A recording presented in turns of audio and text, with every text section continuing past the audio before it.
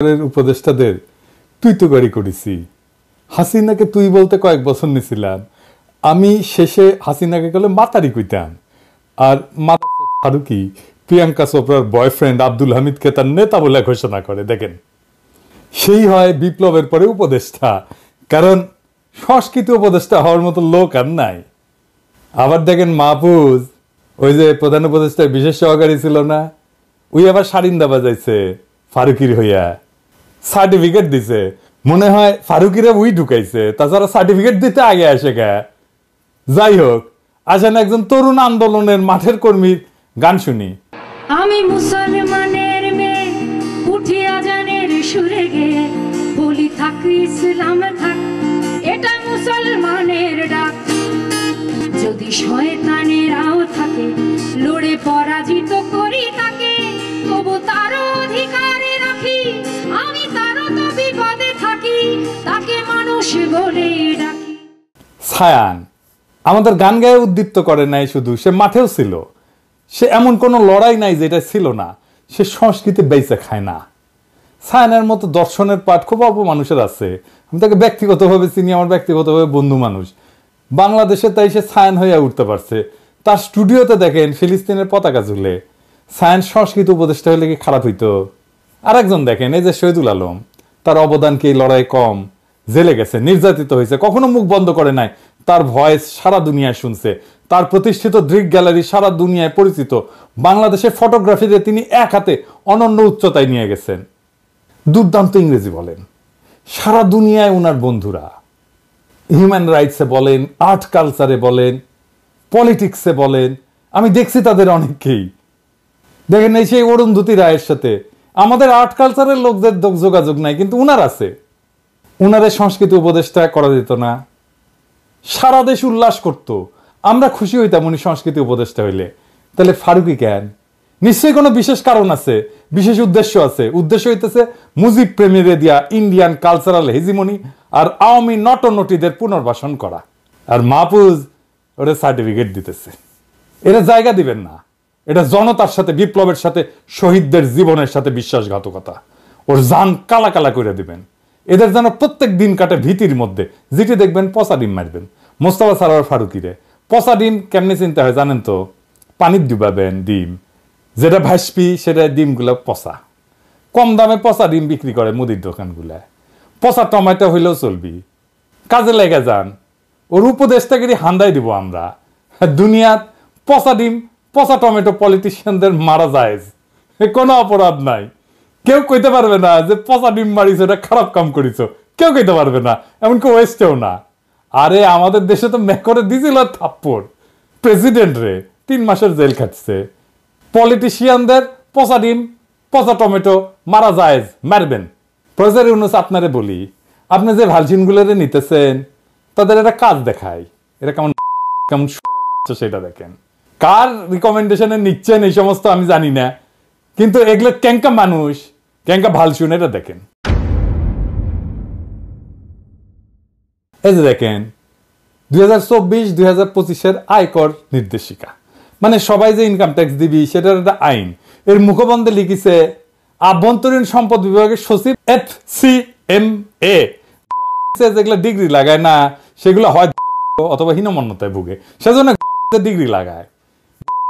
কখনো ডিগ্রি লাগাবেন না, নামের সাথে ডিগ্রি থাকে না মানুষের, ওটা অন্য জিনিস। ওই মেলা কিছু লিখিছে, বৈষম্য, ন্যায় বিচার। কয়বার বৈষম্য মুক্ত লিখিছে দেখান এডিটর সাহেব, দেখেন কয়বার লিখিছে। কয় তারিখ লিখিচ্ছে দেখেন তো? 22 আগস্ট 2024 সালে। সেই কলে করছে প্রত্যেক বছর প্রয়োজনীয় সংশোধন করে থাকে এটা সাহেব, ওই জায়গাটা দেখান তো। তার মানে এবারও সংশোধন করেছে, তাই না? হ্যাঁ, খুব ভালো কথা। আসেন 58 পৃষ্ঠায় দেখি, মানে কাদের কাদের ট্যাক্স রেয়ার দেওয়া যাবে, মানে কাদের ট্যাক্স কম দিলেও চলবে। কিছু কাজ করলে সরকার, কিছু যদি ভালো কাজ করে না, ওরা বলে দেয় এই কাজ করলে আপনার কাছ থেকে ট্যাক্স করলে কম নিমু। যেমন ধরেন মুখের কথা তো ট্যাক্সও লাগে না, তাই না? অঙ্কে আর কি, কোথাও যদি দেয় একটা অনুদান দেয় তাহলে ট্যাক্স কম নেয়। তো এখানে অনেক কিছু আছে, কোথায় কোথায় টাকা দিলে সে, দান করলে সে ট্যাক্স নিবে না, কম নিবে। মুক্তিযুদ্ধ জাদুঘরে দেখেছেন, মুক্তিযুদ্ধের স্মৃতি রক্ষার্থে নিয়োজিত প্রতিষ্ঠানে দান। আর কি আর কি আর কি, জাতির পিতার স্মৃতি রক্ষার্থে জাতীয় পর্যায়ের প্রতিষ্ঠানে দান। তার মানে 32 নম্বর জাদুঘর অনুদান পাবে। 32 নম্বর জাদুঘরে যদি কেউ এখন অনুদান দেয় সে ট্যাক্স রেয়াত পাবে। প্রফেসর ইউনূসের সরকারে, বিপ্লবের পরবর্তী সরকারে মুক্তিযুদ্ধ জাদুঘর কিভাবে দাঁড়াইছে আর কিভাবে আবার দাঁড়াবে বুঝছেন তো? কেন মোস্তফা সরোয়ার ফারুকী 32 নাম্বার এইটারে আবার সংস্কার করার আওয়াজ দেয়? কেন দেয় বুঝবার পারিছেন তো? এই যে দেখান তো এডিটর সাহেব ওই স্ট্যাটাসটা, এবার বুঝিছেন তো কোনটি কোনটি থেকে কিভাবে কিভাবে কোন দিক দিয়ে মেটিকুলাস ডিজাইন হয়েছে, বুঝিছেন? তার মানে আওয়ামী লীগের সফট পাওয়ার গুলা এই আইনের বলে টাকা পাবে, যে টাকা দিবে সে আয়কর রিবেট পাবে, সে উৎসাহিত হবে। বিপ্লবের পরে এই যে মুখবন্ধ লিখিছে ও ভিতরে পড়ে নাই, যদি পড়া থাকে তাহলে কেন সংশোধন করলো না? আর যদি না পড়ে তাহলে ওইটাই সাইন করলো কেন? কোথাও কেউ কিছু দেখে না। দেখেন আসিফ নজরুলের মন্ত্রণালয়ের ওয়েবসাইট দেখেন, নিচে যান না এডিটর সাহেব, আরে নিচে যান, আরে না দেখান, দেখেছেন মাননীয় প্রধানমন্ত্রীর কার্যালয়। ওটা যে এখন আর প্রধানমন্ত্রীর কার্যালয় বলে বাংলাদেশে কিছু এক্সিস্ট করে না, এটা এখন প্রধান উপদেষ্টার কার্যালয় হবে, নিজের মন্ত্রণালয়ের ওয়েবসাইট। একবারও দেখেনি, ওটা সংশোধনই করেনি। দেখেছেন 3 মাস পার হয়ে গেছে, এভাবেই চলিচ্ছে প্রফেসর ইউনূসের প্রশাসন। সব কয়টা অপদার্থ। ভালো একটা বিষয় আছে কলে এটা, আর বুঝছাও, সেটা হইতেছে যে এত অপদার্থ মানুষ একসাথে টিকিট কেটে কিন্তু দেখতে পারা উচিত। আপনি কিন্তু পাবেন না কোথাও, খুব দুর্লভ কিন্তু এমন অপদার্থ মানুষ এতগুলো একসাথে। কিন্তু আপনি দেখবার পারিচ্ছেন ফ্রি, এটা একটা ভালো জিনিস, বুঝছাও। আর একটা জিনিস আলাপ করি, এই যে গুলি খায় আব্দুল্লাহ মারা গেল না, ও কিন্তু 100 দিন ভুগিছে। 5ই আগস্ট গুলি খাইছে, তারপরে 100 দিন ভুগিছে, তারপরে কুটিয়ে ওর চিকিৎসা হয়েছিল জানি না, কোন ভালসুন ডাক্তার ও চিকিৎসা করেছিল জানি না, মাথা থেকে কলে গুলি বের করেছিল, তারপরে ফিরে গেছিল সে দেশ বাদশায় ফিরে গেছিল, তারপরে মাথার মধ্যে ইনফেকশন হয়েছে, বুঝেছ, আবার ফিরে আসছে, ওই ইনফেকশনে মারা গেছে। কোনো উপদেষ্টা গেছিল জানা যায় নাই।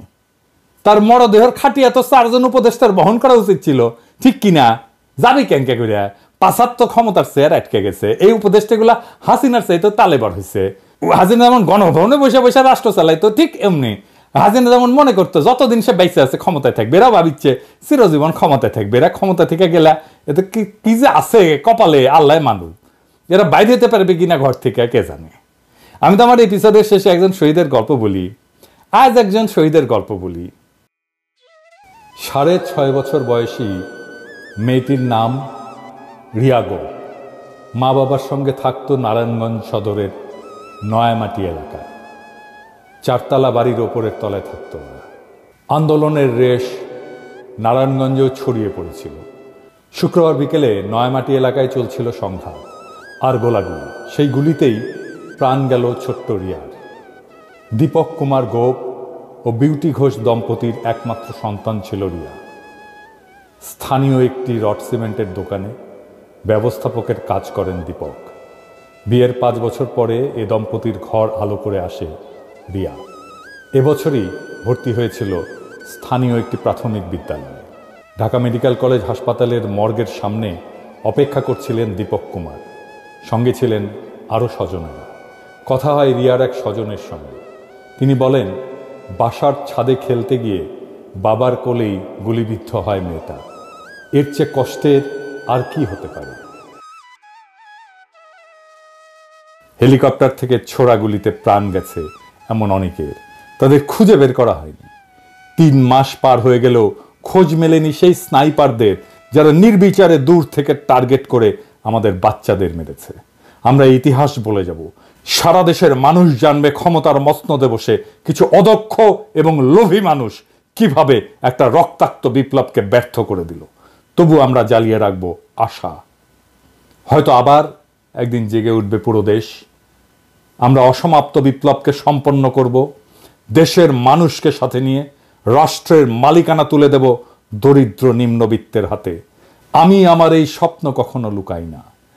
আমরা আমাদের জীবদ্দশায় দেখে যেতে চাই একজন গার্মেন্টস শ্রমিকের মেয়ে ডাক্তার, একজন রিক্সাওয়ালার ছেলে আর্মির জেনারেল, একজন কাজের বুয়ার মেয়ে বিচারপতি হতে পারছে। আমরা ভারতের সাথে চোখে চোখ রেখে বুক চিতায় কথা বলতে পারতেছি। জুলাই আগস্ট আমাদের স্বপ্নকে আকাশে উঠাইছে, আমি ওইখান থেকে নামবো না। বাংলাদেশের মানুষ অসম্ভবকে সম্ভব করা শিখে গেছে, তারা এত সহজে থামবে না। আমরা আবার একদিন আকাশ বাতাস বিদীর্ণ করে আওয়াজ উঠাবো, ইনকিলাব জিন্দাবাদ।